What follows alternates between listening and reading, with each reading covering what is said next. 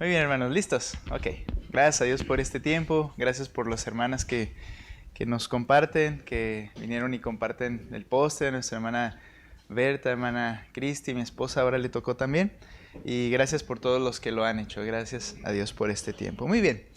Pues vamos a continuar, hermanos. Vamos a continuar. Estamos llevando a cabo esta lectura del libro El matrimonio que agrada a Dios, ¿verdad? Y de José Lo Mercado. Hemos estado avanzando, aprendiendo. Nos gustó tanto la primera vez que fue muy rápido también, que decidimos volverlo a retomar. Por eso estamos yendo capítulo por capítulo, tema por tema, y creo que ha sido muy de mucho beneficio.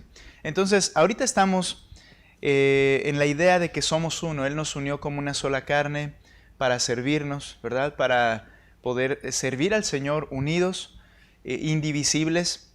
Y hoy llegamos a un punto que habla acerca del perdón, de perdonar, unidos y perdonados para perdonar, y es el tema que vamos a ver en esta noche. Vamos a iniciar, pero oremos primero, ¿de acuerdo? Vamos a orar a nuestro Dios. Señor, gracias te damos, Padre, por darnos la oportunidad de estar hoy aquí. Por cada uno de mis hermanos que están aquí, mi Dios, queremos rogar por el resto de nuestra iglesia, que, Señor, también tú pongas la motivación en el corazón de cada uno. Aquellos, Padre, que están en una relación matrimonial y que han creído en ti, mi Dios, que puedan ver una necesidad de buscar hacer tu voluntad y glorificarte cada uno en su matrimonio. Yo te ruego, Padre, que también obres en el corazón de todos mis hermanos. Y gracias, mi Dios, porque estamos los que estamos hoy aquí, Señor. Abre nuestro entendimiento, ayúdanos a analizarnos de una manera honesta, y te ruego que tu Espíritu Santo trabaje en nuestros corazones, Padre. Gracias, en el nombre de Cristo Jesús. Amén. Muy bien, perdonados para perdonar. Bueno, eso ya con el título nos da una idea de qué vamos a hablar, ¿no? Y de lo que ustedes pudieron leer les ayuda a poder tener un cuadro. Somos pecadores, estamos en un mundo caído. Veíamos en la predicación pasada que el mundo no es lo que debe ser y nosotros tampoco somos lo que debemos ser. Entonces, eso implica que va a haber dificultades por fuerza en nuestras relaciones. ¿Por qué? Porque estamos en un proceso de ser transformados, los que hemos creído en Cristo, a ser perfectos, pero no lo vamos a lograr, no va a ser posible de manera completa hasta que estemos del otro lado de la gloria en realidad, ¿verdad? Hasta que el Señor venga por nosotros. Mientras tanto, estarán dos pecadores debajo del mismo techo. Y eso implica las dificultades que hemos podido experimentar y ver y que nadie se las tiene que platicar, y que aquellos que están en la búsqueda también de matrimonio deben estar conscientes de que así es. Van a ser dos pecadores debajo del mismo techo. Por tanto, así como el Señor estableció para la iglesia, y lo que estableció para la iglesia comienza en familia. ¿Por qué? Porque estando pecadores juntos va a ser necesario ejercer el perdón, pedir perdón, otorgar perdón. Y es lo que hace este tema, hermanos. Hay cosas que iré comentando, pero nos vamos a pegar al texto, leyendo, meditando en ello. Les voy a pedir que hagan algunas cosas, ¿verdad? Para poder grabar esto en nuestras mentes. Pero quiero leer, para iniciar, un segundo párrafo por ahí, en este capítulo, lo que dice el autor. Dice: los cristianos estamos llamados a ser cuidadosos y precisos con lo que decimos, velando para que no seamos malinterpretados. Un matrimonio que se descuida se convierte en un terreno fértil para el crecimiento de palabras ofensivas. No solo se trata de frases insultantes, sino también de miradas de desprecio o muecas de desaprobación. Es fácil que nuestra comunicación lleve consigo alguna ofensa a nuestra pareja. Después de todo, la Escritura enseña que vamos a rendir cuentas por cada palabra que digamos con nuestra boca o que escribamos con nuestro teclado, según Mateo 12:36. El peligro de ofender es latente entre pecadores. Por eso, cuando pecamos contra alguien, incluido nuestro cónyuge, estamos llamados a pedir perdón sin retraso. Ahora, es una realidad, hermanos. Hay comunicación y hay maneras de ofender, ¿verdad? Creo que una parte que debemos de entender, hermanos, y de analizar en nosotros es cómo muchas veces ofendemos, y cuando nos dicen, o cuando nos reclaman, o cuando viene un problema, ¿y qué te hice? Pero bien sabemos lo que estamos haciendo. Ya sea a veces por acciones, por los ojos, por la boca torcida, por la mirada, que cuando está la persona aquí hago esto, ¿verdad? Y para acá, y el que está aquí no lo ve. O sea, hay cosas, hermanos, que obviamente las hacemos ofendiendo, tratando de herir, tratando de dañar, ¿verdad? O cuando sucede algo que no me gusta, ¿verdad? Algo que yo, por ejemplo, en lo particular, pecaminosamente suele ser mi actitud, ¿verdad? Es la de chupar los dientes y endurecer acá, no sé por qué, hasta uno se ve en el espejo a ver si se nota y hace cosas como esas, ¿no? Ahora, ¿por qué decimos esto, hermanos? Porque el Señor dice que aún con el pensamiento llegamos a pecar y que también aún con nuestras acciones, que luego decimos, ¿qué te hice? O sea, ¿qué realmente estamos ofendiendo? Tenemos que reconocer que ofendemos y que al ofender necesitamos practicar y entender que el Señor nos manda a pedir perdón y a perdonar. Ahora, eso es de lo que trata el tema. ¿Cómo es que yo debo pedir perdón y cómo es que yo debo otorgar el perdón? Ese es el grueso de todo el tema, ¿de acuerdo? Ahora, hay una cuestión en todo esto. El autor dice que vamos a dar cuenta. Y yo meditando en esto, pensaba en ese pasaje que habla del tribunal de Cristo, donde daremos cuenta de todo lo que hayamos hecho. Vaya conmigo, por favor, a 2 Corintios 5:10 primero. 2 Corintios 5:10, por favor.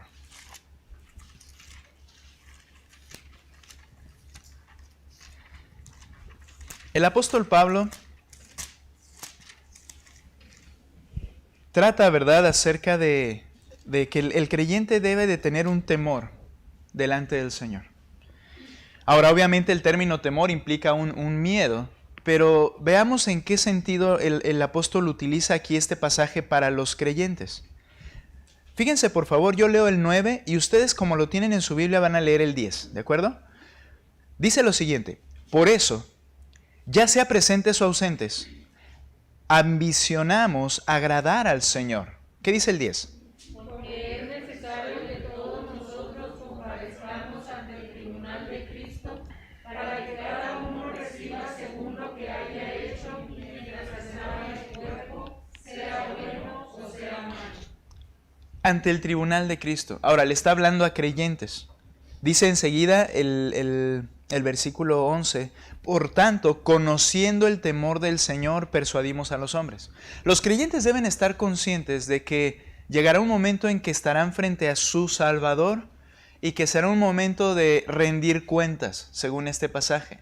Ahora, meditando en esto, debemos comprender algo. A veces incluso yo como predicador he aplicado esto de esta forma, y no hace mucho, ¿verdad? Pero hemos dicho, bueno, cuando estemos ante el Señor, los creyentes vamos a dar cuenta de lo que hicimos, los pecados que cometimos, las buenas cosas que hicimos. Pero hay que aclarar algo, no precisamente se refiere a eso. ¿Por qué? Porque si entendemos bien la doctrina, cuando el Señor saldó nuestra deuda en la cruz, mis pecados absolutamente todos han quedado perdonados. Yo no voy a ir para hablar de pecados delante del Señor. ¿Por qué? Porque ya todo fue pagado por Cristo. Entonces, es interesante ver el pasaje en el contexto.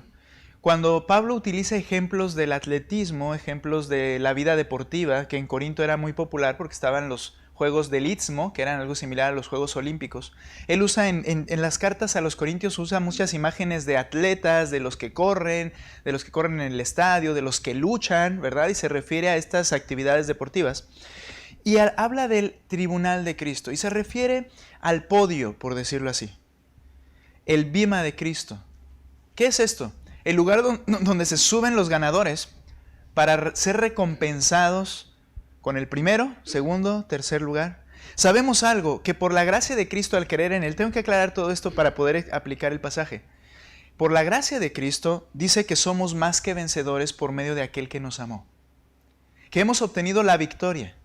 Ya nos ha hecho ganadores de la gloria eterna sin merecerlo y sin haber luchado, ha sido por su gracia. Entonces, el punto es que cuando vamos a dar cuenta de lo bueno o lo malo, se refiere a que en el podio, delante de tu Salvador, el Señor va a ver que lo que hicimos, si fue algo que aportó para la eternidad o que no lo hizo. Cosas vanas o cosas que permanecen para siempre. Y la idea es que el Señor recompensará y dirá, bien hecho, buen siervo y fiel. Pero que habrá otros en los cuales le dirá, tienes la gloria, yo te la he otorgado, pero nada más. Porque no aportaste, porque tu cuenta, por decirlo así, está vacía en el reino de los cielos, en la eternidad, por causa de tu forma de vida. Dice Pablo, teniendo ese temor, el temor de no defraudar, sino de aportar, de tener una cuenta que el Señor pueda decir, bien hecho. No que voy a perder la salvación, que voy a ir al infierno, porque ya todos mis pecados han sido perdonados, no voy a dar cuenta de más pecados. Entendiendo esto, por eso el apóstol Pablo también utiliza este pasaje. 1 Corintios 3, 11 al 15. Mira por favor ahí. En este pasaje está hablando de los maestros en la iglesia. Y esta es la misma idea. 1 Corintios 3, 11. Leo ahí, note. Pero nadie puede poner otro fundamento, que el que ya está puesto, el cual es Jesucristo. Ahora bien, si sobre este fundamento alguien edifica oro, plata, piedras preciosas, madero, heno o paja, nota el contraste entre las cosas que menciona. La obra de cada uno se hará evidente, porque el día la dará a conocer, pues con fuego será revelada. El fuego mismo probará la calidad de la obra de cada uno. Si permanece la obra de alguien que ha edificado sobre el fundamento, recibirá recompensa. Si la obra de alguien es consumida por el fuego, sufrirá pérdida. Nota, sin embargo, él será salvo, aunque así como a través del fuego. Dice, aunque así como aquel que cuando se incendia su casa sale en harapos, ¿verdad? Pero sale y se salva. Dice, así será el caso de muchos maestros en la iglesia, que quizá dedicaron su vida a enseñar, pero lo que enseñaron, es lo que enseña el pasaje, lo que enseñaron puede haber sido oro, plata, piedras preciosas. ¿Qué pasa con estos elementos cuando son probados en fuego? Permanecen, siguen intactos. De hecho, se purifican algunos de esos elementos. Pero cuando el heno, la hojarasca, ¿verdad? ¿Qué otra cosa dice? Madera, es pasada por fuego. ¿Qué pasa con esas cosas? Se consume y no queda nada. Entonces dice, porque había una discusión entre quién era mejor, si Pedro, Pablo, Apolos y qué maestro era el que debían seguir. Y él dice, no se preocupen. Un día en el bima de Cristo, en el tribunal de Cristo, él entonces pasará por fuego, que habla de su juicio perfecto del Señor. Y esas cosas que no edificaron, que no permanecen para la edificación de la iglesia, para el reino de Dios, se será quemado. Y ellos son salvos, pero su obra quedará manifiesta.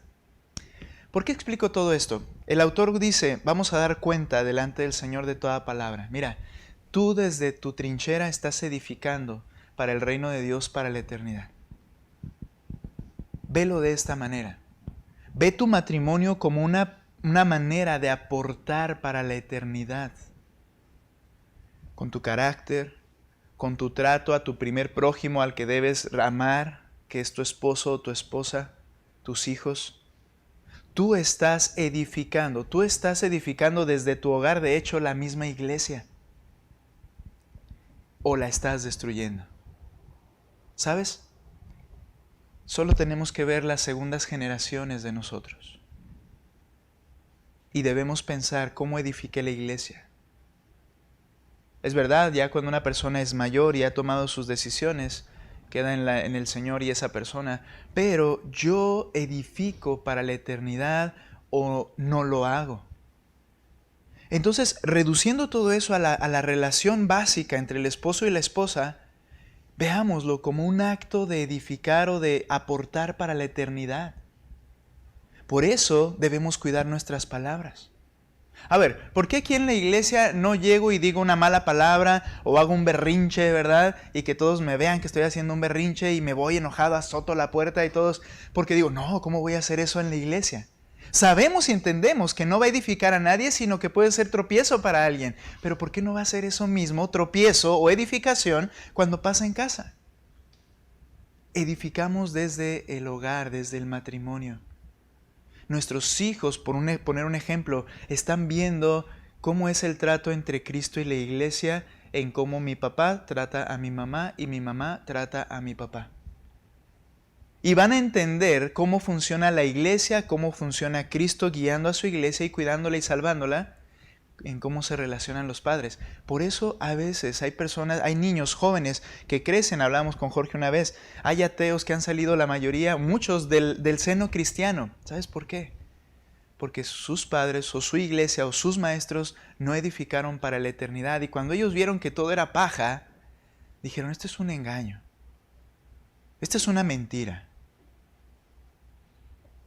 Entonces velo de esa manera, para que cada palabra y actitud tú te hagas responsable de cómo estás edificando para la eternidad. Si lo vemos así, de verdad que nos sentiremos más comprometidos en cómo estamos llevando nuestro matrimonio, cómo estamos llevando nuestra vida en casa familiar y por tanto nuestra iglesia. ¿Edificas el reino de Dios desde tu matrimonio? Esas actitudes. La Escritura habla en Proverbios acerca de los malvados. Hay muchos pasajes, pero hay un pasaje en el cual, no lo traigo aquí en mis notas en el momento, pero hay un pasaje en el cual él comienza hablando cómo son los malvados y da unas definiciones, unas especificaciones y dice, el que guiña los ojos, el que habla con los pies, el que hace señas con las manos. Dice, esos son malvados. ¿Notas cómo es la manifestación de nuestra pecaminosidad? Tenemos que trabajar mucho en eso. Somos muy chantajistas, nos salimos con la nuestra. Y no solo que hayamos ofendido de palabra, sino que hay que cuidar todo lo que somos. Oyendo todo esto, alguien puede decir, y pastor, ¿y quién puede hacer eso? La gracia de Dios en ti y en mí sí que lo puede hacer. Pero necesitamos querer y depender de esa gracia.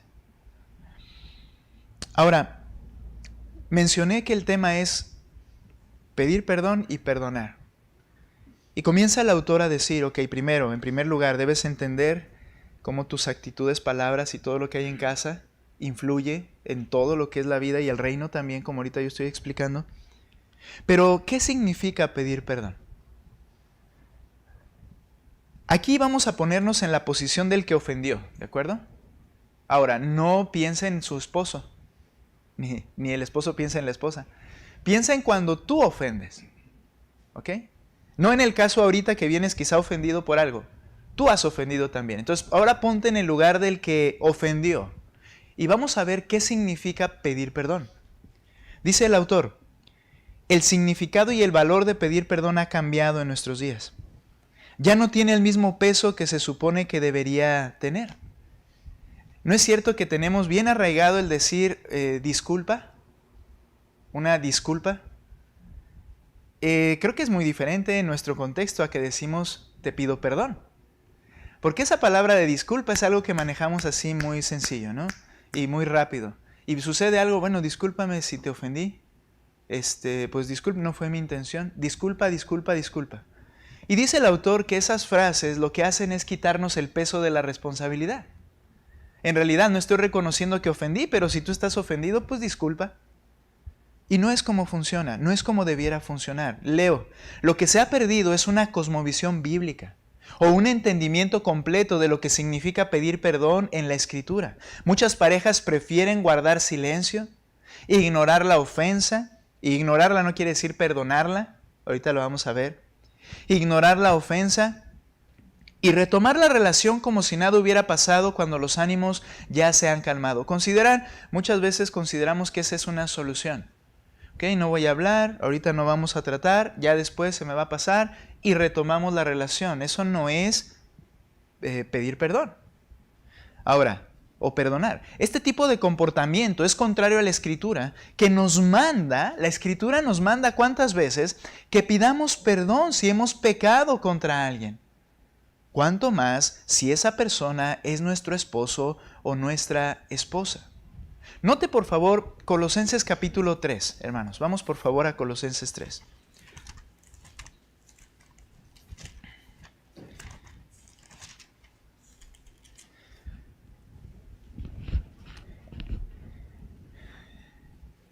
Si yo ofendí a alguien, ¿cómo lo traducirías con palabras más apropiadas? Ok, yo te ofendí. Eso es una manera de decirlo muy suavemente y amorosamente y cariñosamente para mi conciencia. ¿Cómo lo tendríamos que decir? Ejemplos. Te lastimé. Te lastimé, ok, puede ser. Ok. Pero cuando estás pidiendo perdón, a veces, ahorita vamos a ver eso, a veces tú puedes lastimar y no fue en sí algo genuino. Es decir, debemos decir, yo pequé contra ti. Pequé contra ti. Eso nos implica que debo de identificar que lo que hice fue un pecado contra la persona. ¿Por qué decía lo que dice la hermana Ana de lastimar? Bueno, a veces uno lastima aunque está diciendo algo que es cierto. Y lo vamos a ver enseguida, ¿no? Pero cuando yo he ofendido a alguien, por favor, al entender eso, es yo he pecado contra ti. ¿Sabes? Eso hace que tengamos mayor responsabilidad y que haya una carga más genuina en el corazón. Yo te ofendí, yo pequé contra ti. Nota lo que dice Colosenses 3:13, por favor. Vean ahí ese pasaje. Léanlo ustedes fuerte, por favor, y luego yo les voy a ir explicando el pasaje. ¿Qué dice Colosenses 3:13?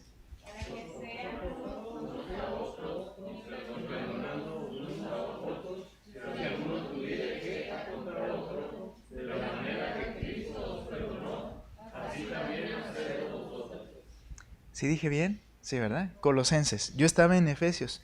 Colosenses 3:13. Ok, perdón porque me distraje y distraje a algunos porque no sé si di bien la indicación. Léanlo nuevamente fuerte y tienen una chance más de leerlo mejor todavía. Fuerte, ¿qué dice? Soportándoos unos a otros y perdonándoos unos a otros. Si alguno tuviere queja contra otro, de la manera que Cristo os perdonó, así también hacedlo vosotros. Muy bien.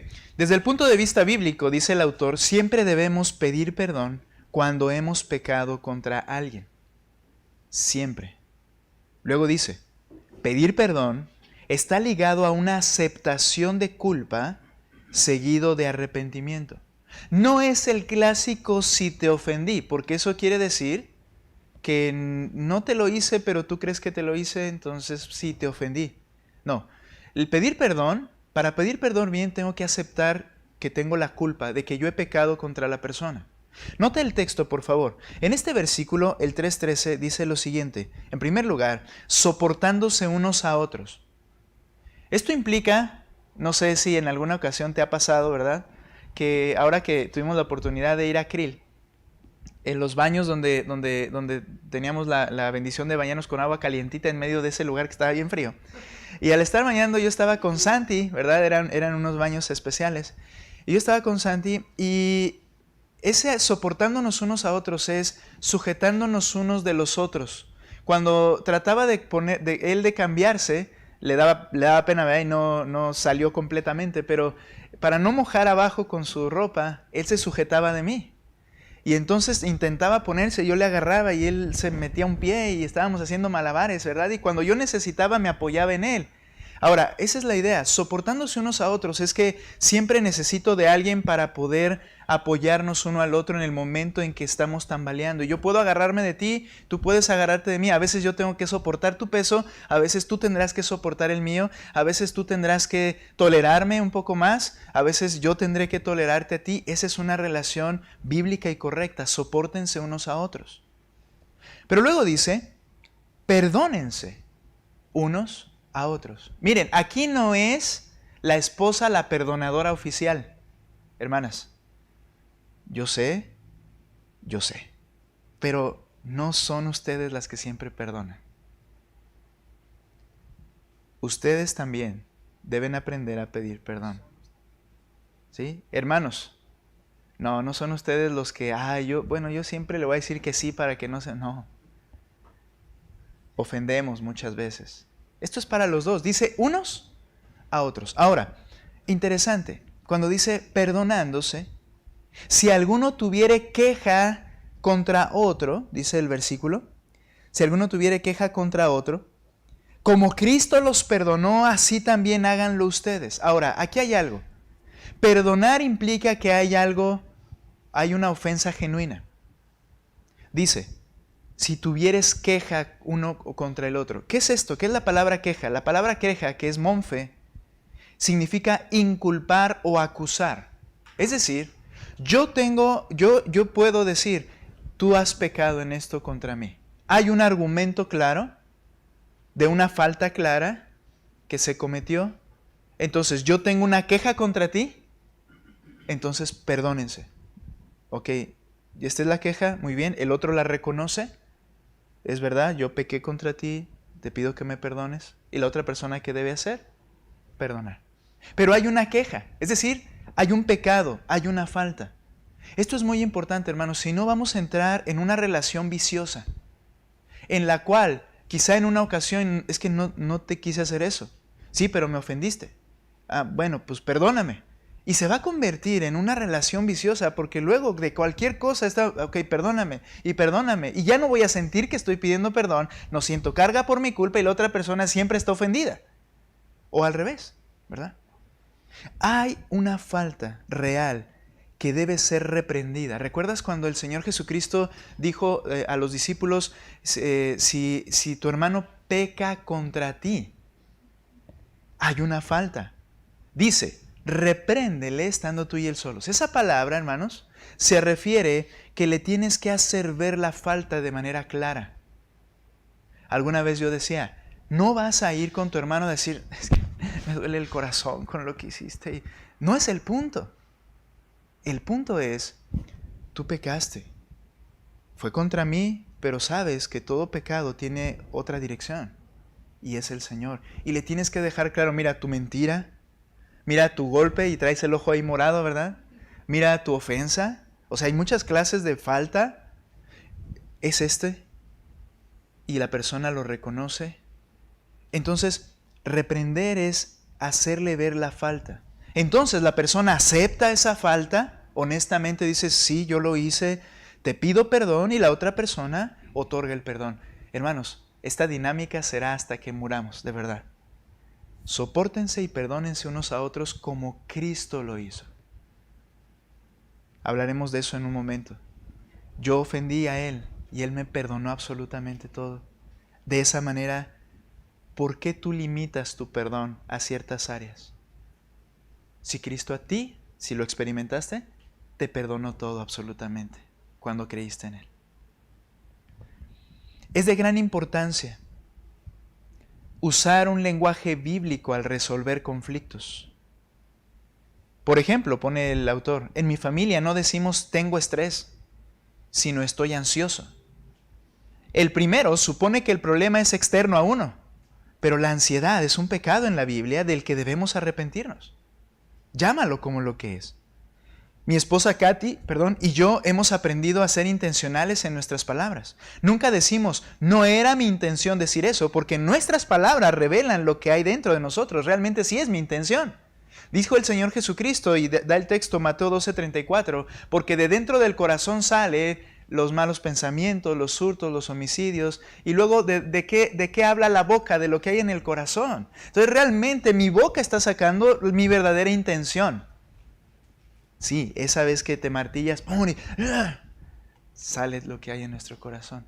Ese momento en que hizo algo que te prendió el foco, no el foco, sino te prendió la mecha más bien, y reaccionaste y dijiste, eso es lo que hay en tu corazón. No fue mi intención. No, sí es mi intención. Pero acuérdate, tenemos un corazón perverso. Entonces debemos usar las palabras correctas. Debemos reconocer de manera correcta para poder pedir perdón. Las palabras son objetivas. Y la Escritura está escrita de manera objetiva. Son palabras que anuncian algo claramente. Así nuestras palabras deben ser objetivas. Nos permiten determinar con claridad si lo dicho puede ser ofensivo. Entonces, en el preciso instante en que decimos no era mi intención, deberíamos dudar de nuestras intenciones y observar si es que realmente nuestras palabras fueron ofensivas dentro del contexto, tono, momento en que fueron compartidas. Ahora, el autor da 3 escenarios cuando uno pide perdón. El primer escenario se da cuando las palabras compartidas son claramente ofensivas. O sea, es muy claro que lo que yo dije fue un pecado, lo que yo hice fue un pecado. En este caso, el que habló mal debe reconocer su pecado y pedir perdón. El segundo escenario se da cuando la persona se ofende por palabras que realmente no son ofensivas. A veces podemos decir, por ejemplo, me puede decir mi esposa, oye, mentiste en eso. A veces mi esposa me ha exhortado amorosamente porque quizá a veces uso demasiadas exageraciones, ¿no? Y a veces puedo decir algo que es una manera, una parte del lenguaje, pero también lo puedo decir con una intención de lograr algo, pero no fue 100% la verdad. Y mi esposa puede venir y decir, oye, mentiste en esto. Y yo me puedo encender. Y le puedo decir, me estás diciendo mentiroso. O sea, ahora ya soy un mentiroso y siempre soy un mentiroso. No, así somos nosotros. Y la persona tiene que entender que, oye, a ver, espera. Lo que yo dije, que me dijo mentiroso, ¿fue una ofensa?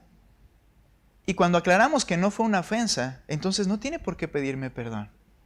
Aunque tiene que ser compasiva y tolerarme un rato, pero no tiene por qué pedirme perdón. Y yo, de hecho, debo de no guardar el enojo, sino decir, ok, tienes razón, no fue ofensivo. Ese es un caso, ¿verdad? Porque lo que dijo realmente no era ofensivo.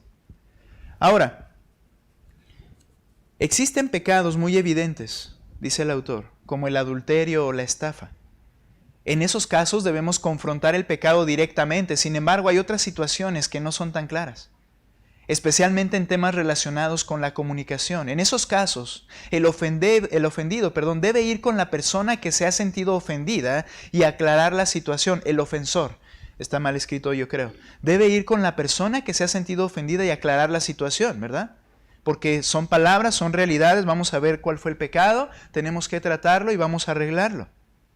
De no resolverse, escucha esto, es muy importante. Nuestro Señor Jesucristo nos anima a buscar la ayuda de otras personas. Dice en Mateo 18, cuando habla de la disciplina eclesiástica y la relación entre los creyentes, dice, si no te oyere, cuando le has reprendido y le dijiste, mira, esto es pecado, y dice, no, yo no hice eso, y comienza, si sigue el problema, dice, busca ayuda. Busca a otros para que te ayuden, ¿no? Habla de 2 testigos. La idea, ya lo hemos visto en disciplina eclesiástica, no es de que vayas a la casa de los 2 testigos y les platiques el chisme.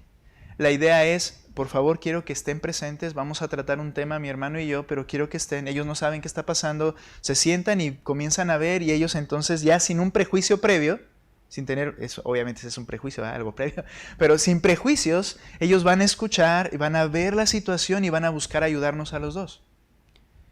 Busca ayuda. Por su parte, Pablo nos aconseja buscar jueces en la iglesia que resuelvan la situación. Existen métodos bíblicos que ayudarán a resolver el problema y a poder determinar si en realidad hubo pecado o no. Hermanos, esto me llama la atención profundamente. ¿Sabes? Hay una realidad. Muchos pastores se enteran de problemas fuertes en el matrimonio de las ovejas que ellos pastorean cuando ya se están firmando las cartas de divorcio. ¿Por qué? Porque las personas que están en problema y que no lo han podido resolver prefieren guardar su reputación, que no sé a qué se refiera. Sí, claro que sí lo sabemos, ¿no? Es una parte de nuestro orgullo. ¿No? ¿Cómo van a saber que estamos con dificultades? No, si nosotros somos, o soy, o tengo, o he estado. Cuando no entendemos que la iglesia nos puso para ayudarnos en eso. Aún los pastores. Y entonces se guardan las cosas, no las arreglan y toman decisiones equivocadas. Llegan a momentos lastimosos, difíciles, y ya es difícil dar marcha atrás. Yo no sé, yo no voy a culpar a los pastores, quizá no tuvimos una cercanía, quizá no se enseñaron estas cosas, puede ser que no se hayan enseñado, y los matrimonios no saben cómo actuar o simplemente por guardarse en su orgullo no quisieron revelarlo y entonces ya las cosas son irreversibles en un momento dado. Ey, se va a divorciar tal persona, ¿pero cómo? Tienes que buscar ayuda. Nota por favor un pasaje. Vamos a ir a 1 Corintios capítulo 6. Ese pasaje menciona el autor y nota por favor, 1 Corintios capítulo 6. Está reprendiendo a la iglesia, ¿verdad? Por aspectos y problemas que estaban dentro de la iglesia, pleitos que había dentro de la iglesia. Y dice el capítulo 6, versículo 1. Hermanos, bueno, antes de eso, es un adelanto. En nuestra iglesia van a haber dificultades unos con otros de una u otra forma. Desde el hogar hasta a veces las relaciones entre personas, hermanos. Porque ya dijimos por qué. No esperes estar en una iglesia que no tenga problemas. Pero el Señor nos dice cómo arreglarlos. Cómo extender perdón, cómo perdonar, cómo pedir perdón. Tenemos que practicarlo. Entonces, cuando veas esta iglesia, no digas, ay, qué iglesia tan fea, yo no quisiera estar en una iglesia así. Más bien nos está advirtiendo cómo debemos actuar. Ahora, 1 Corintios 6. ¿Se atreve alguno de ustedes cuando tiene algo contra su prójimo, y se refiere particularmente a otro de la iglesia, y el esposo puede ser mi prójimo o mi esposa, cuando tienes algo contra tu prójimo, a ir a juicio ante los incrédulos y no ante los santos? Vamos a empezar de abajo hacia arriba. Tienes un problema en casa y estás con la vecina. Ay, es que mi marido es esto. Ay, es que mi esposa es aquello. Y dice, ¿vas con los incrédulos para buscar apoyo? ¿Para buscar que ellos te solucionen? Hermanos, recuerda, estamos edificando para la eternidad. Edificando la iglesia o siendo de tropiezo a gente. Hermanos, no estoy diciendo que hay que ser hipócritas con la gente que no conoce. Lo que dice el escritor es, mira, ¿por qué tienes que ir con un santo? Obviamente, no me refiero a las figuras, ya lo entendemos. ¿Por qué tienes que ir con otro creyente maduro? ¿No saben que los santos han de juzgar al mundo? Implica que los creyentes el Señor les ha dado una capacidad de comprender las cosas mucho mejor que cualquier especialista del mundo, entiéndelo. Por su gracia, no porque sean super personas. Y porque tenemos lo que necesitamos, su palabra, para conocer lo que debemos hacer. ¿No saben que los santos han de juzgar al mundo? Y si el mundo es juzgado por ustedes, que son los santos, que tienen un discernimiento correcto a diferencia del mundo, dice, si ustedes van a juzgar al mundo, ¿no son competentes para juzgar los casos más sencillos? ¿No saben que hemos de juzgar a los ángeles? ¿Cuánto más asuntos de esta vida? Si pides consejos y buscas ayuda de un creyente maduro en tu iglesia, vas a tener resultados favorables.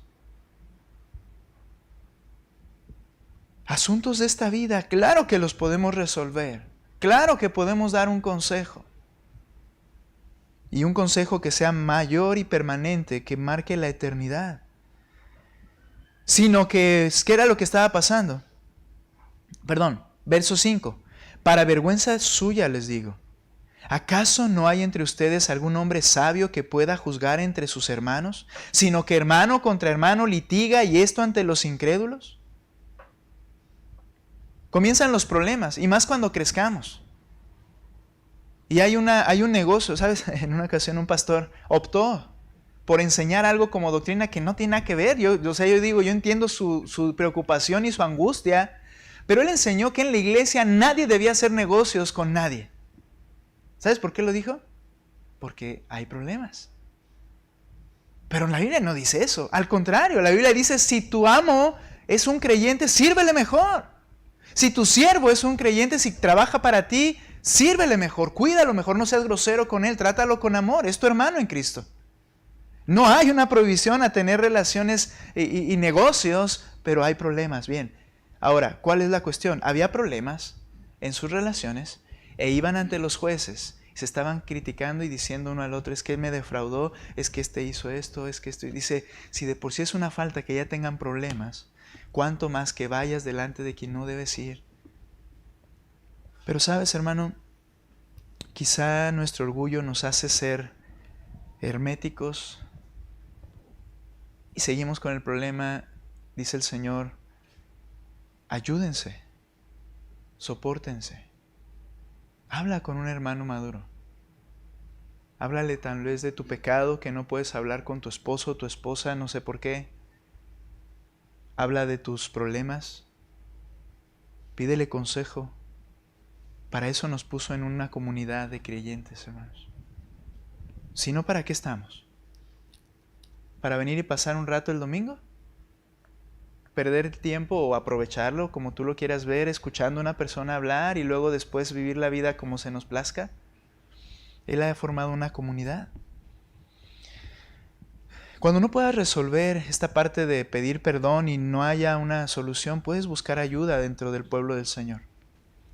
Ahora, también hay necesidad de empatía. Hay momentos en los cuales el tercer escenario, dice él, ¿verdad? El primero es aquel cuando claramente fueron palabras ofensivas. Hay otro en el cual, bueno, no fueron palabras ofensivas, ¿verdad? Y no hay por qué pedir perdón. Pero hay un tercer escenario, dice, existe también un tercer escenario, aunque no hubiera pecado por parte de la persona que habló, sí pudo haber generado un conflicto en la persona que se sintió ofendida. Y lo decía Ana, me lastimaste, ¿no? Ahora, pudo haber sido, es posible que las palabras mismas no fueran pecaminosas, pero tal vez la persona no tuvo la sabiduría para saber cómo o cuándo decirlas. En esos casos no se hace necesario pedir perdón, pero sí se requiere de empatía por parte de la otra persona. ¿Para qué?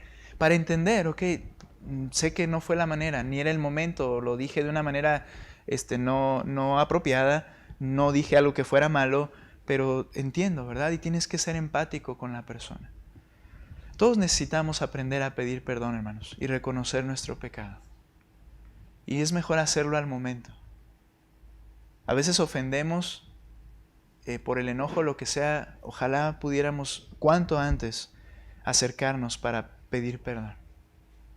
Todos tenemos que hacerlo. Yo he tenido que pedir perdón a algunos de ustedes, y no voy a decir a quiénes, ¿verdad? Pero he tenido que hacerlo porque hago cosas que no están bien.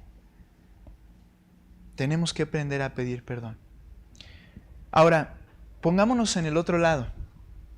Perdonar. Pedir perdón está bien fácil. Siempre estás pidiendo perdón, tal vez te han dicho alguna vez. Porque es cierto, cuando me han ofendido, es más difícil estar del otro lado. Ahora, perdonar. ¿Cómo podemos perdonar? ¿Cuál es la base? Perdonar porque hemos sido perdonados. Aquí vemos el aspecto del que perdona. Leo nuevamente. ¿Por qué complicarnos la vida? ¿Por qué tomar tan en serio las ofensas que cometemos o se cometen contra nosotros? Esto está hablando de cómo el mundo lo ve. Oye, ¿por qué tratarlo? Ya déjalo ir. No. El camino que parece ser más fácil sería ignorar o guardar el resentimiento en silencio. Sin embargo, para los cristianos no existe otro camino para el pecado cometido que pedir perdón motivado por el Evangelio. Jesús nos lo enseña a través de la parábola de los dos deudores. Vaya conmigo, si no la hemos leído, de todos modos la refrescamos en nuestra mente. Mateo 18, 23. Quienes ya la han leído la van a recordar. Mateo 18, 23. Sígame con su mirada, una lectura un poquito extensa, pero fíjate la parábola de los dos deudores. ¿Qué nos enseña? Nos enseña a extender perdón. Por eso, el reino de los cielos puede compararse a cierto rey. ¿Sabes? Tú y yo estamos en el reino de los cielos, en el reino de Dios, que es este sistema en el que el Señor gobierna y somos su pueblo. Por tanto, dice, es semejante a este asunto, que cierto rey que quiso ajustar cuentas, había deudas con sus siervos. Al comenzar a ajustarlas, le fue presentado uno que le debía 10,000 talentos. Más o menos, mi Biblia da esta nota, 216 toneladas de plata. 216 toneladas de plata. Sigue. Pero no teniendo él con qué pagar, su señor ordenó que lo vendiera, junto con su mujer e hijos y todo cuanto poseía, y así pagara la deuda. Entonces el siervo cayó postrado ante él, diciendo, tenga paciencia conmigo y todo se lo pagaré. Y el señor de aquel siervo tuvo compasión, lo soltó y le perdonó la deuda. No se la aplazó. No le dijo, ok, te doy 94 meses sin intereses, ¿verdad? De tanto. Se la perdonó porque fue movido a, ¿qué dice? Compasión, misericordia. Y luego dice entonces, Le soltó y le perdonó la deuda. Pero al salir aquel siervo, ese que debía todas esas toneladas de plata, al salir ese siervo encontró a uno de sus consiervos, siervos del mismo rey, que le debía a él 100 denarios. Y echándole mano, lo ahogaba diciendo, paga lo que debes. Es ridículamente, las frases que usa el Señor son ridículas con intención. Es ridículamente diferente la deuda entre uno y otro. Uno debía 10,000 talentos. El otro dice el pasaje aquí abajito que le debía 100 denarios, que es infinitamente menor. O sea, una deuda que no se compara con la que este hombre debía. 100 denarios, si no mal recuerdo, el pago de una semana era un denario, o de una jornada laboral, bueno, algo así. Se podía pagar. Era algo mucho más sencillo, ¿no?, de pagar. Le debía eso, y echándole mano lo ahogaba diciendo, paga lo que debes. Entonces su consiervo, cayendo a sus pies, misma acción, le suplica, ten paciencia conmigo y te pagaré.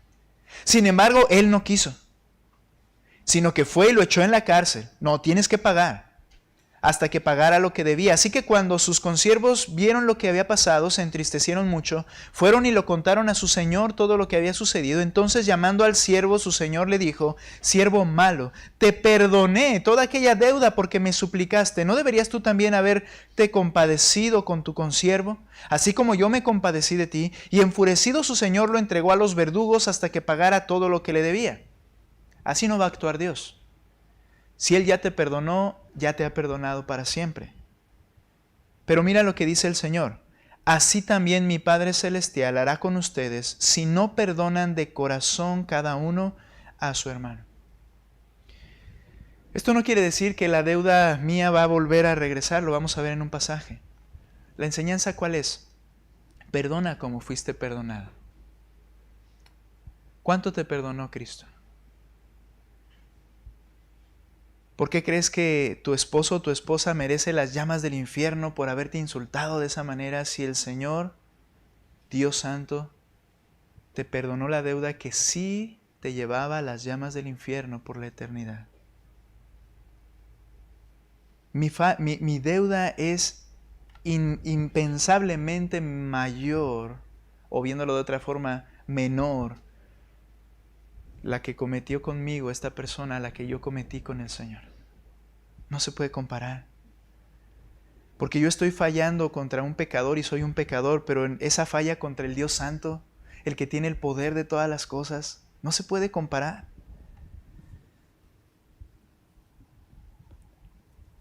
Hermanos, el mensaje es sencillo. Leo algo más. Aquellos que hemos sido perdonados de una gran deuda, perdonamos las deudas que otros tienen con nosotros. ¿Sabes? Tenemos que aprender a perdonar.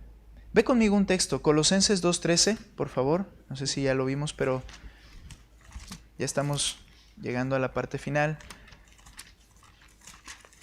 ¿Cómo extender el perdón? Colosenses 2:13, por favor. 2:13 y 14. Y cuando ustedes estaban muertos en sus delitos y en la incircuncisión de su carne, Dios les dio vida juntamente con Cristo, nota, habiéndonos perdonado todos los delitos. Él nos dio vida perdonando toda nuestra deuda, habiendo cancelado el documento de deuda que consistía en decretos contra nosotros y que nos era adverso, y lo ha quitado de en medio clavándolo en la cruz. Había una lista de facturas, deudas que estaban en mi contra, que yo debía porque había fallado al Señor, y dice que Él la quitó y la canceló y la clavó en la cruz y pagó por ella. Perdonar significa cancelar la deuda. Ya no me debes nada. Eso es perdonar. ¿Sabes? Esto es importante, y ahorita aclaro algo. Nosotros tomamos en serio el pecado, dice, como cristianos, las relaciones y la santificación del cuerpo de Cristo. Nuestro Señor ha dado su vida para perdonar nuestro pecado, restaurar nuestras relaciones y santificarnos a su semejanza. Caminar por ese proceso del perdón de una forma bíblica glorifica a Dios. Además, el perdón bien entendido y aplicado lleva a una verdadera restauración. Vamos a hablar en un momento de las amarguras. Si no hay ofensa, igual podemos aclarar a la persona ofendida y hacerle ver que lo que sucedió no había razón para ofenderse. Así preservamos la unidad del cuerpo en cualquiera de los casos. Siempre estaremos expuestos a que haya pecados de diferente grado y naturaleza que causan mucho daño en el matrimonio. A pesar de que el ofensor esté dispuesto a pedir perdón y empezar el proceso de restauración, igual es de suma importancia que el ofendido pueda y sepa perdonar. Yo puedo pedir perdón, pero si el proceso no va a ser completo, si la persona no perdona. Ahora, hay que entender algo, ¿no? Dentro del pedir perdón yo no puedo exigir que se me perdone. Es una súplica. Al final queda en las manos de la otra persona otorgarlo o no, y esa persona se hace responsable por esa parte y yo me hago responsable de reconocer mi falta. Yo no le puedo decir, ya, perdóname, ¿no? Ya deja, ya te dije, ya. Eso no es, eso es mi mismo orgullo que sigue sin reconocer su falta. Si yo reconozco mi falta, me siento avergonzado por lo que hice. Y le puedo decir, perdóname, pero es necesario saber perdonar. Una persona ofendida tiene tres opciones. La primera que puede ser es pasar por alto la ofensa y perdonar sin tener que mencionar la ofensa al ofensor. Yo estoy seguro que muchas veces mi esposa me ha perdonado muchas cosas porque me ama. Dice la Escritura que el amor cubre multitud de pecados. ¿A qué se refiere? A que te perdono, ¿verdad? No tengo que hablarlo, no, está bien, pero yo cancelo la deuda. Es muy distinto a la otra. O sea, ¿no? Tranquilo ahorita. No sabes, ¿verdad? Eso no es perdonar. Perdonar es cancelar deuda. Ya, no me debes nada. Yo he perdonado. Y a veces lo puedo hacer sin que la otra persona tenga que venir a pedirme perdón. El ejemplo claro es el Señor Jesucristo en la cruz. Padre, a los que lo habían crucificado allí, perdónalos porque no saben lo que hacen. Pregunta, ¿ellos le pidieron perdón? ¿Ellos estaban avergonzados de lo que estaban haciendo? No, pero Él les perdonó y el Padre les perdonó. Y la deuda esa en particular, creo yo, fue cancelada porque el Señor los perdonó. Puedes tú perdonar sin tener que tratar el asunto.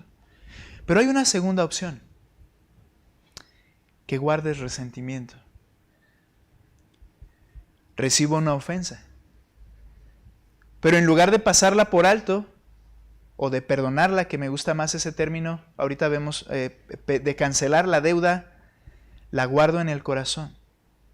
Sin embargo, no dudes que eso que tenemos guardado saldrá en otro momento y de mala manera, en otro conflicto, o simplemente romperá la unidad del matrimonio porque uno de los esposos comienza a endurecer su corazón para con el otro. Hermanos, creo que somos propensos a remitir y no perdonar. ¿Sabes? Remitir significa suspender la pena justa. Pero ese suspender la pena justa quiere decir... ¿Quiere que apaguemos si quiere uno de este lado? Si quiere apagar este... ¿Qué?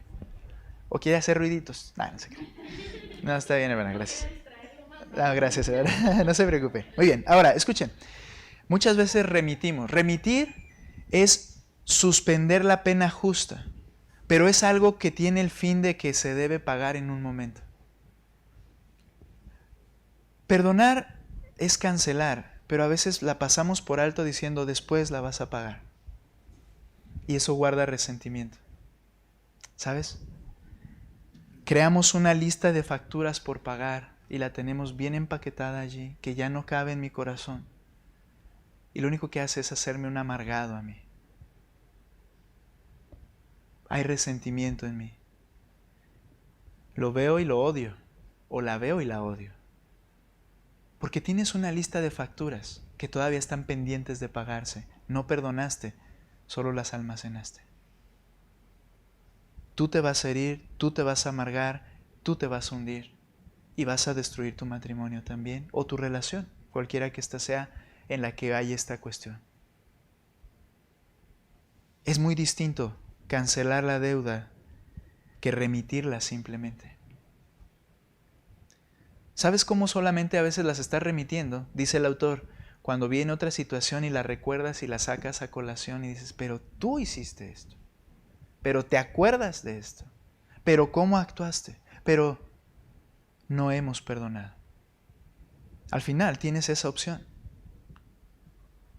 Además, el resentimiento lleva a constantes batallas por cosas pequeñas, porque ya estás resentido, ya tienes una lista de facturas. Y esas cosas pequeñas se agrandan porque todas las cosas negativas que uno ha acumulado hace esto. El resentimiento es una ofensa no perdonada que va endureciendo el corazón y por consiguiente va destruyendo la relación.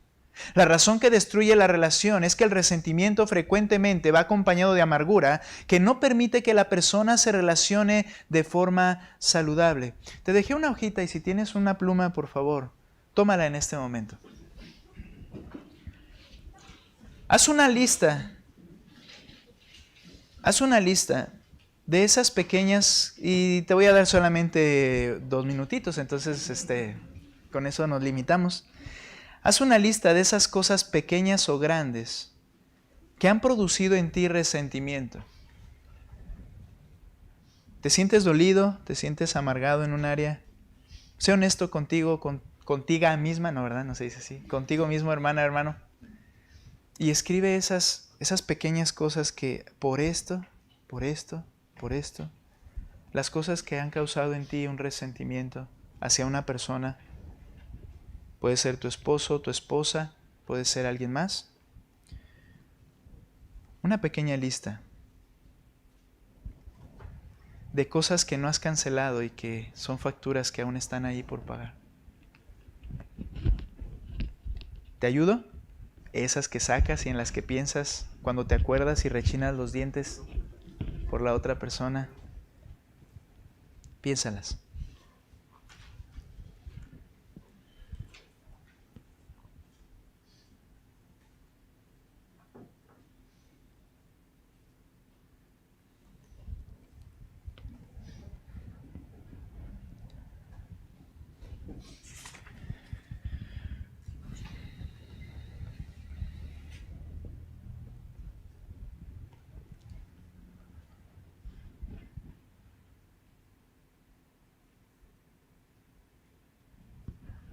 Otro examen que te puedes hacer. ¿Te sigues enojando con la persona? ¿Por qué?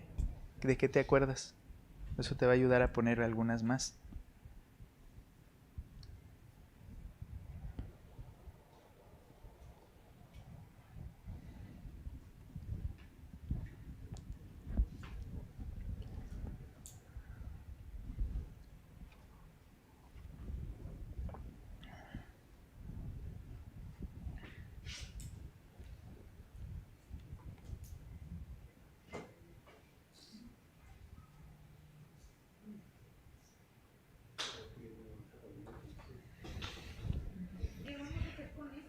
Ahorita lo vamos a ver.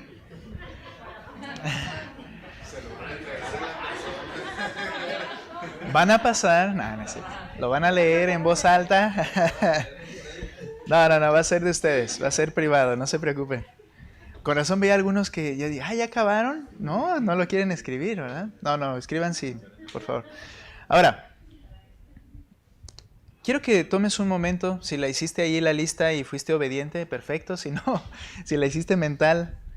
Ahora quiero que veas esas cosas, sé que podríamos dar más tiempo y podrías seguir escribiendo, ¿verdad? Y rayar la mesa si es necesario ahí. Pero ahora ve esa lista y ve cuáles realmente son pecados cometidos contra ti. Y cuáles de esas cosas realmente no lo son. Si hay alguna que no lo sea, ráyala. Pero si hay algo que dices, esto es pecado, la Biblia enseña que esto no se debió de haber hecho, no lo debió de haber hecho, déjalo. Déjala ahí, déjala ahí escrita. Pero las otras, por favor, elimínalas. Porque queremos perdonar y pedir perdón por las cosas que son realmente una ofensa. ¿Sí? Ok, ten tu hojita. Préstame atención para poder concluir y te voy a decir qué vamos a hacer con la hojita. ¿Ok? No se preocupe, nadie la va a conocer. Nadie la va a conocer, pero tú sí, el Señor la conoce. Ahora, la segunda opción es guardar resentimiento, ¿verdad? Y la tercera opción, dice el autor, sería presentar la ofensa y dialogarla. Lo que dice el Señor, expresa, mira, este es el pecado. Eso conlleva a pedir perdón y recibir el perdón. Cuando pidamos perdón, no lo hagamos con una frase corta o solo tratando de crear paz lo más rápido posible. Debe haber un claro reconocimiento de que pecaste contra tu pareja y contra Dios.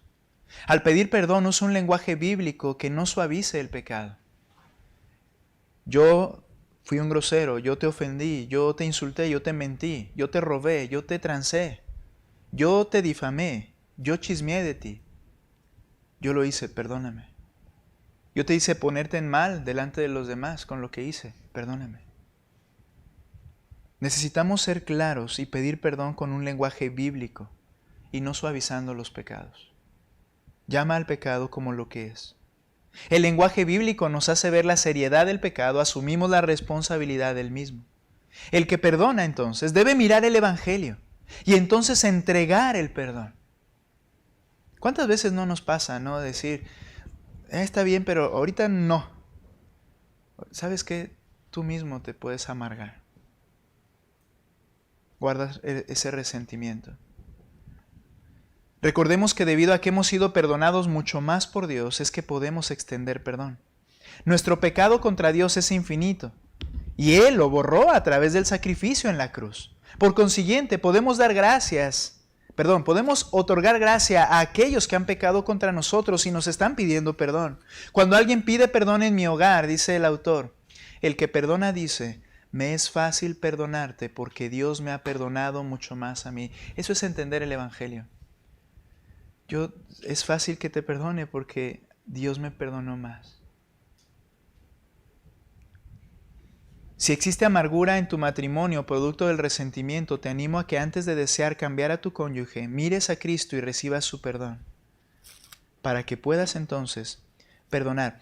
Bien, ve conmigo rápidamente a Efesios 4:31, rápidamente, y me va a ayudar Jorge a preparar algo que tengo allí, que van a escuchar. Es una situación grabada en una discusión real en casa de una de ustedes. No se crean. ¿Hay micrófonos? No se crean. Nota por favor Efesios capítulo 4. Ya nos acercamos para concluir. 4, todos se despertaron, no sé por qué. 31 y 32. Sea quitada de ustedes toda amargura. Nota. Nos está llamando el Señor que al haber sido redimidos tenemos la responsabilidad de que sea quitada de ustedes toda amargura, enojo, ira, gritos, insultos, así como toda malicia. Sean más bien amables unos con otros, misericordiosos, perdonándose unos a otros, así como también Dios los perdonó en Cristo. Dice, quítese toda amargura. ¿Sabes? Este es el aborrecimiento amargo que viene por no haber perdonado. Ese sentimiento de que lo veo y siento que me arde el corazón, ¿verdad? Quítese de ustedes, eres responsable de hacerlo. Enojo. Y luego dice ira. Y uno dice, pues el enojo y la ira, es lo mismo. No, enojo. La palabra tumos es la ira explosiva, la furia. Esos arranques de que pone y gritos y me enciendo y me pongo rojo, otros lloramos, otros no podemos ni hablar, nos trabamos. Quítese de ustedes. Ira. ¿Es esa ira pasiva? Con miras a, me las vas a pagar. Estoy ardiendo, pero me voy a esperar y vas a ver. Y te vas a acordar de mí. Esa es la ira, dice, quítese. Gritos. Esta palabra es la palabra krauge. No sé cómo se puede, kraush, algo así, no sé cómo se puede decir. Porque es una palabra onomatopéyica. ¿Qué es esto? Se refiere al graznido de los cuervos, que se convierte las discusiones, las griterías, cuando comenzamos a pelear y a discutir. Y quiero que lo escuchen un momentito, por favor, Jorge. Quítense los gritos de ustedes. Súbele todo el volumen ahí a tu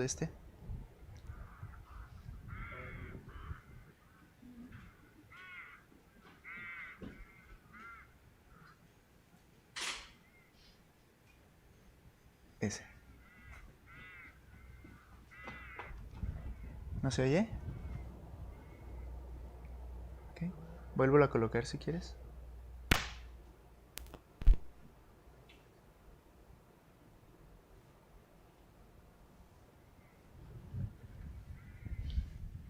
Okay. No se preocupen, la tecnología luego nos falla.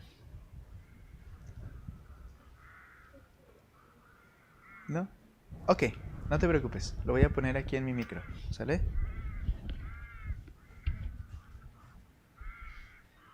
Nada más un segundito, hermanos.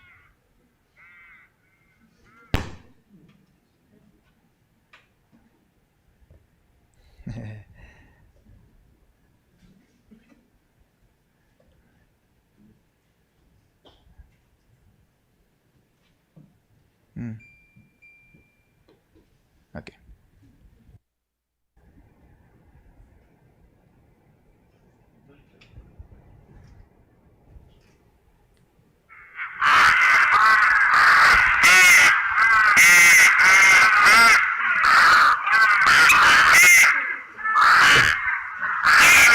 Nuestros pleitos en casa. Ok, perdón por dejarlos sordos. Ahora, dice, quítense esos gritos, esos graznidos de cuervos que se llevan a cabo entre ustedes cuando están discutiendo. Maledicencia, que es injuriar y calumniar, cosas que no tienen base y comenzamos a decir, y todas las malas acciones, la malicia, quítense de ustedes.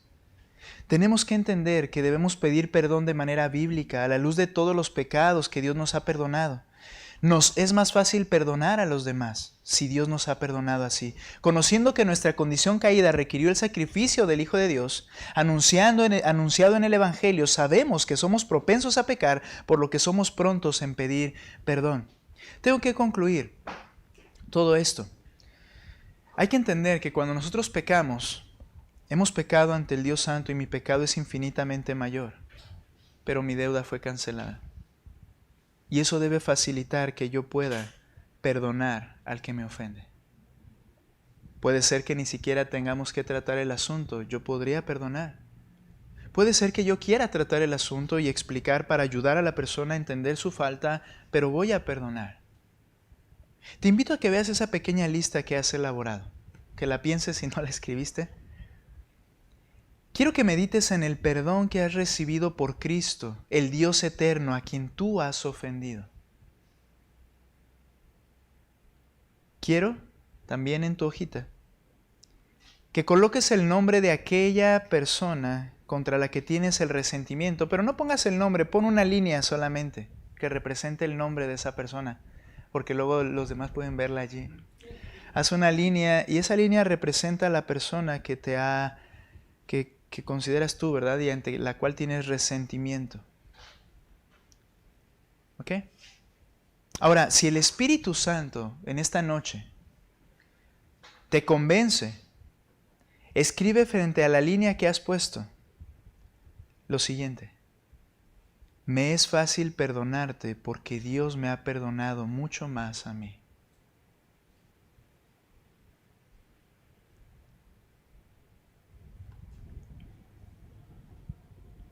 Me es fácil perdonarte porque Dios me ha perdonado mucho más a mí. Solo a la luz de la gracia y el perdón que has experimentado puedes hacer esto. Si no has experimentado el perdón de Cristo, no puedes hacerlo. No puedes perdonar como Él te perdonó. Ahora, me es fácil perdonarte porque Dios me ha perdonado mucho más a mí. Y quiero terminar con esto. Si tienes la posibilidad, contacta a esa persona y confiésale: perdóname porque he pecado guardando resentimiento contra ti, pero no más. Porque a mí Dios me ha perdonado mucho, me es fácil perdonarte. ¿Sabes? Si queremos realmente edificar para la eternidad, debemos recordar y entender que debemos estar listos, dispuestos diariamente a pedir perdón cuando es necesario y a extender el perdón cuando me han ofendido. De esa manera exaltamos a Dios, glorificamos a Cristo y experimentamos la gracia de manera horizontal, otorgándola a los demás. ¿Sabes? Tú eres responsable de tus resentimientos y amarguras. Necesitas cancelar deudas. Necesitas eliminar facturas. Y lo puedes hacer solamente recordando el Evangelio de Cristo a tu favor. Vamos a orar y vamos a terminar. Señor, gracias por todo este tiempo. tan importante entender, mi Dios, que esto está afectando nuestra vida, nuestro corazón y nuestra relación, nuestras relaciones. Y no solo eso, Padre, sino que actuar de manera contraria a lo que hemos aprendido, Señor, constituye una falta al final de cuentas delante de ti, el Dios sabio, y el Dios que nos ha perdonado y que nos ha indicado que debemos aprender a perdonarnos, perdonar unos a otros. Gracias, mi Dios, que pongamos en práctica esto cada día. Señor, danos gracia porque somos pecadores y nos es complicado, porque sin ti no podemos hacer nada, Señor. Por favor, fortalécenos para llevarlo a cabo. Bendice a tu pueblo. Bendice cada hogar, mi Dios. Bendice cada matrimonio y que sembremos para la eternidad. Te lo ruego en el nombre de Cristo Jesús. Amén. Gracias, hermanos, por su paciencia, su amor, y practiquemos estas cosas. ¿De acuerdo?